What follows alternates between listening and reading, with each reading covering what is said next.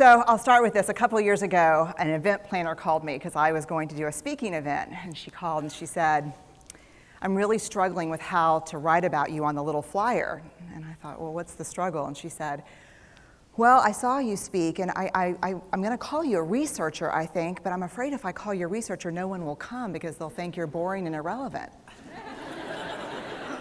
And I was like, okay. And she said, but the thing I liked about your talk is, you're a storyteller, so I think what I'll do is just call you a storyteller.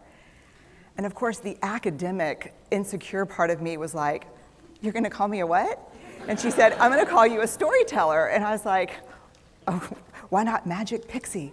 I was like, let me think about this for a second. And so I tried to call deep on my courage. And I thought, I am a storyteller. I'm a qualitative researcher. I collect stories. That's what I do. And maybe stories are just data with a soul, and maybe I'm just a storyteller. So I said, you know what?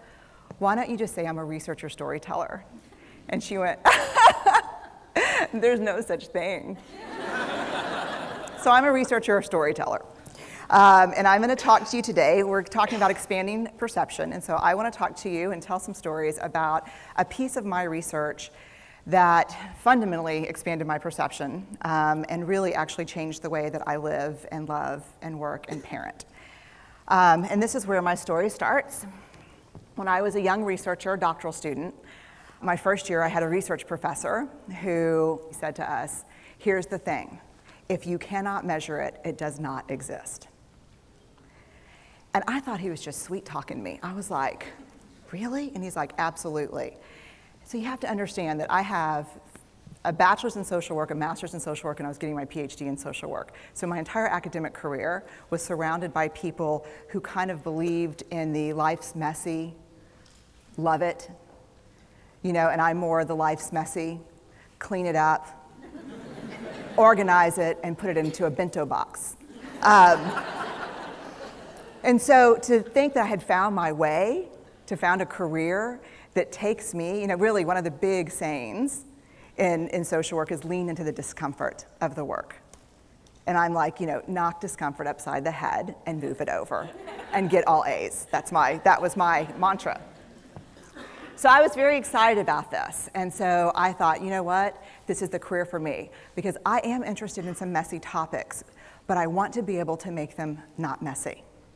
I want to understand them. I want to hack into these things that I know are important and lay the code out for everyone to see.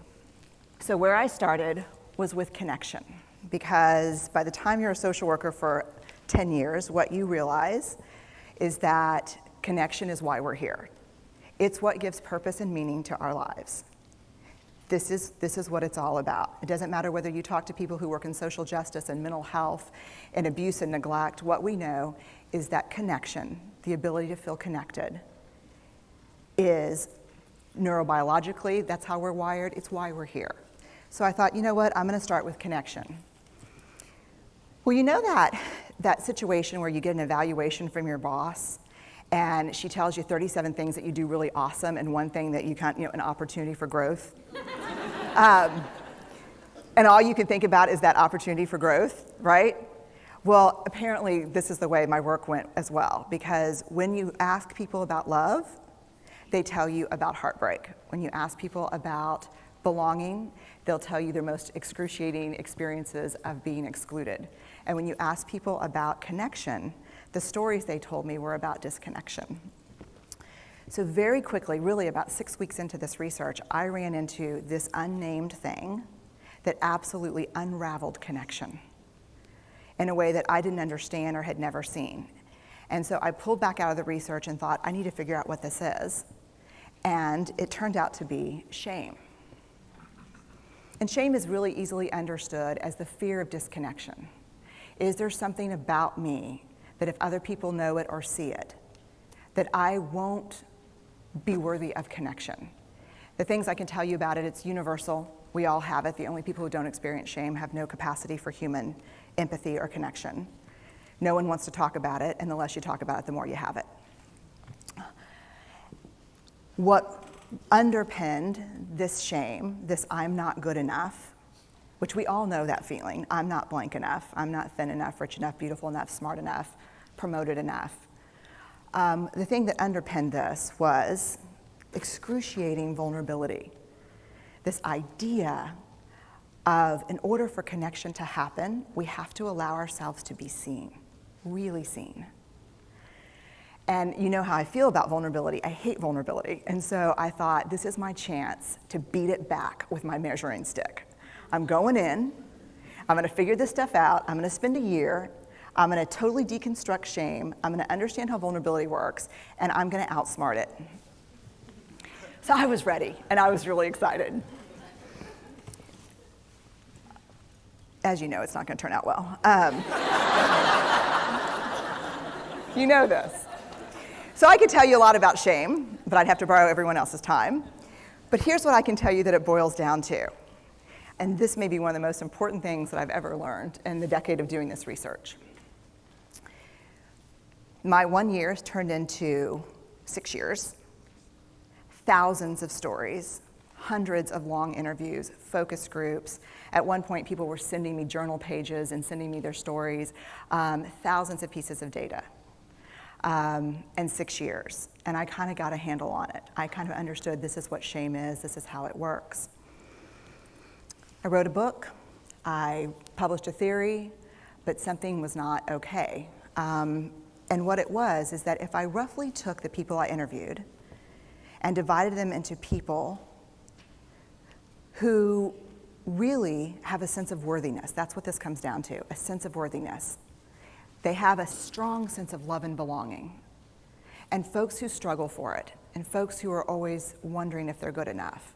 There was only one variable that separated the people who have a strong sense of love and belonging and the people who really struggle for it, and that was the people who have a strong sense of love and belonging believe they're worthy of love and belonging. That's it.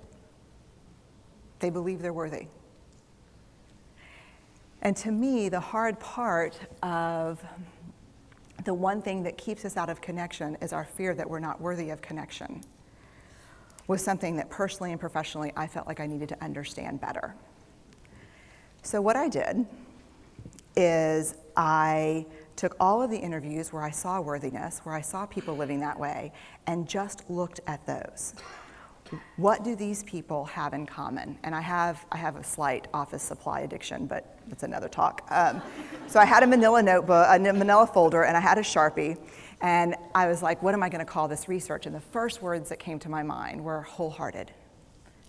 These are kind of wholehearted people living from this deep sense of worthiness. So I wrote at the top of the manila folder, and I started looking at the data. In fact, I did it first in this in a 4-day, very intensive data analysis where I went back, pulled these interviews, pulled the stories, pulled the incidents. What's the theme? What's the pattern?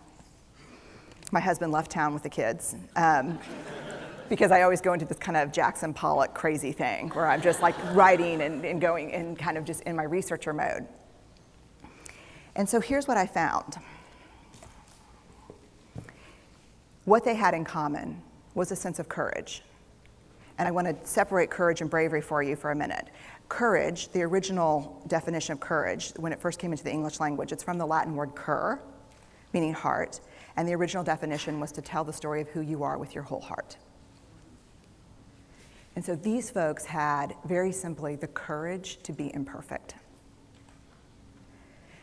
They had the compassion to be kind to themselves first and then to others, because as it turns out, we can't practice compassion with other people if we can't treat ourselves kindly. And the last was they had connection, and this was the hard part, as a result of authenticity. They were willing to let go of who they thought they should be in order to be who they were, which is, you have to absolutely do that for connection. The other thing that they had in common was this. They fully embraced vulnerability. They believed that what made them vulnerable made them beautiful. They didn't talk about vulnerability being comfortable, nor did they really talk about it being excruciating, as I had heard earlier in the shame interviewing. They just talked about it being necessary. They talked about the willingness to say, I love you first. The willingness to do something where there are no guarantees. The willingness to breathe through waiting for the doctor to call after your mammogram. The willing to invest in a relationship that may or may not work out. They thought this was fundamental. I personally thought it was betrayal. I could not believe I had pledged allegiance to research, where our job, the definition of research is to control and predict, to study phenomenon for the explicit reason to control and predict. And now my mission to control and predict had turned up the answer that the way to live is with vulnerability and to stop controlling and predicting. This led to a little breakdown, which actually looked more like this. And it did. It led to I call it a breakdown, my therapist calls it a spiritual awakening. Spiritual awakening sounds better than breakdown, but I assure you it was a breakdown. And I had to put my data away and go find a therapist. Let me tell you something. You know who you are when you call your friends and say, I think I need to see somebody. Do you have any recommendations? Because about 5 of my friends are like, woo, I wouldn't want to be your therapist. And I was like, what does that mean? And they're like, oh, I'm just saying, don't bring your measuring stick. It's like, okay. So I found a therapist. My first meeting with her, Diana, I brought in my list of the way the wholehearted live. And I sat down, and she said, how are you? And I said, I'm great, I'm okay. And she said, what's going on? And I said, and this is a therapist who sees therapists, because we have to go to those because their BS meters are good. And so I said, here's the thing, I'm struggling. And she said, what's the struggle? And I said, well, I have a vulnerability issue, and I know that vulnerability is kind of the core of shame and fear and our struggle for worthiness, but it appears that it's also the birthplace of joy, of creativity, of belonging, of love, and I think I have a problem, and I need some help. And I said, but here's the thing, no family stuff, no childhood shit, I just need some strategies.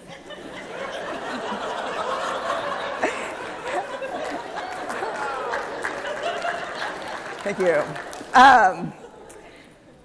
So she goes like this. And then I said, it's bad, right? And she said, it's neither good nor bad. It just is what it is. And I said, oh my God, this is gonna suck. And it did, and it didn't. And it took about a year. And you know how there are people that, like, when they realize that vulnerability and tenderness are important, that they kind of surrender and walk into it? A, that's not me. And B, I don't even hang out with people like that. For me, it was a year-long street fight. It was a slugfest. Vulnerability pushed, I pushed back. I lost the fight, but probably won my life back. And so then I went back into the research and spent the next couple of years really trying to understand what the wholehearted, what the choices they were making, and what are we doing with vulnerability? Why do we struggle with it so much? Am I alone in struggling with vulnerability? No. So this is what I learned. We numb vulnerability. When we're waiting for the call, it was funny, I sent something out on Twitter and on Facebook that says, how would you define vulnerability? What makes you feel vulnerable? And within an hour and a half, I had 150 responses. Because I wanted to know, what's out there.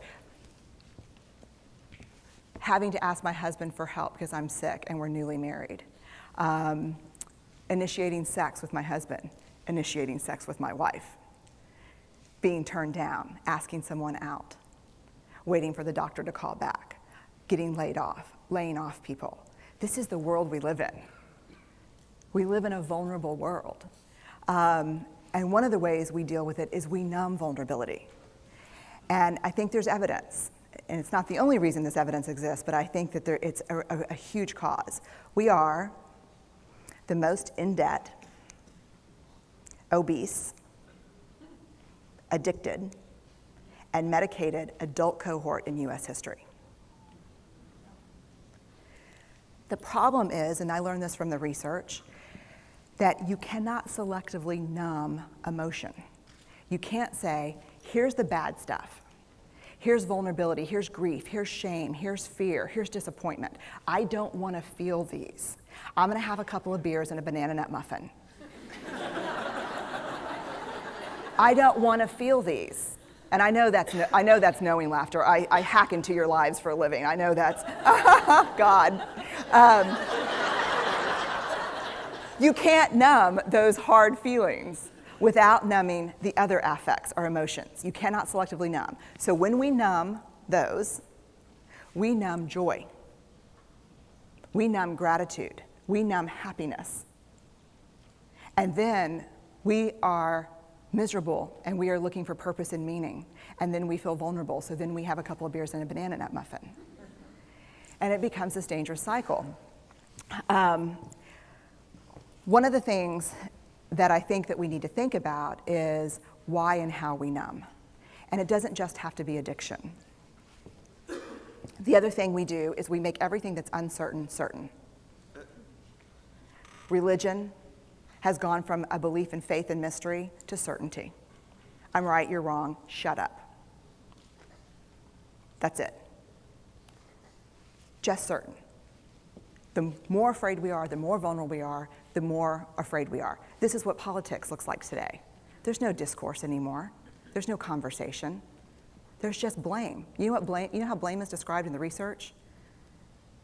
A way to discharge pain and discomfort. We perfect. If there's anyone who wants their life to look like this, it would be me. But it doesn't work, because what we do is we take fat from our butts and put it in our cheeks. Which just, I hope in 100 years people will look back and go, wow. You know? And we perfect, most dangerously, our children. Let me tell you what we think about children. They're hardwired for struggle when they get here. When you hold those perfect little babies in your hand, our job is not to say, look at her, she's perfect. My job is just to keep her perfect, make sure she makes the tennis team by 5th grade and Yale by 7th grade. That's not our job. Our job is to look and say, you know what? You're imperfect and you're wired for struggle, but you are worthy of love and belonging. That's our job. Show me a generation of kids raised like that and we'll end the problems I think that we see today. We pretend that what we do doesn't have an effect on people. We do that in our personal lives. We do that corporate, whether it's a bailout, an oil spill, a recall. We pretend like what we're doing doesn't have a huge impact on other people. I would say to companies, this is not our first rodeo, people. We just need you to be authentic and real and say, we're sorry, we'll fix it. But there's another way, and I'll leave you with this. This is what I have found: to let ourselves be seen, deeply seen, vulnerably seen. To love with our whole hearts, even though there's no guarantee. And that's really hard, and I can tell you as a parent, that's excruciatingly difficult. To practice gratitude and joy in those moments of kind of terror when we're wondering, can I love you this much? Can I believe in this passionately? Can I be this fierce about this? Just to be able to stop and instead of catastrophizing what might happen, to say, I'm just so grateful, because to feel this vulnerable means I'm alive. And the last, which I think is probably the most important, is to believe that we're enough. Because when we work from a place, I believe, that says, I'm enough, then we stop screaming and start listening. we're kinder and gentler to the people around us, and we're kinder and gentler to ourselves. That's all I have.